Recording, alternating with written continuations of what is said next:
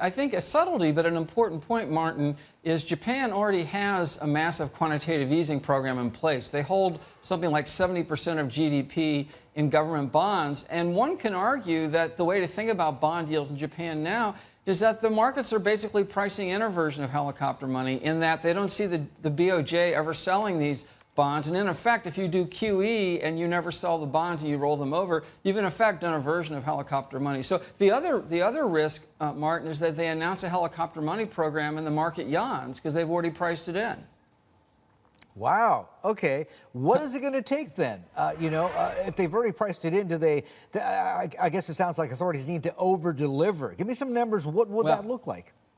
Well, and that's exactly the point. So the thing about financial markets is they're always trying to price in the next move. Abe's election is a perfect example in 2012. Before he appointed Kuroda in April of 2013, the markets had already priced in a big QE program, and the yen weakened on that. So in order to get big movements, you do need to surprise markets. The numbers that I saw in the financial press last week for Japan indicated a supplementary fiscal package in Japan of maybe 2% of GDP.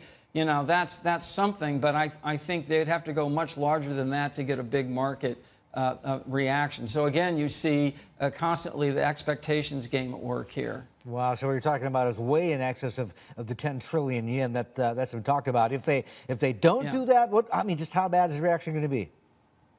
Well, exactly. So there would be an adverse reaction if they don't do anything. It looks very likely they're going to do something. The Abe folks have been leaking a lot to the press and putting out different trial balloons. And of course, Abe has done several packages and refinements to his program. And so, yeah, in that event, were they not to do something, obviously that would have some negative repercussions. But I do think they'll put something together. And the question is how big and with how much explicit coordination with the BOJ.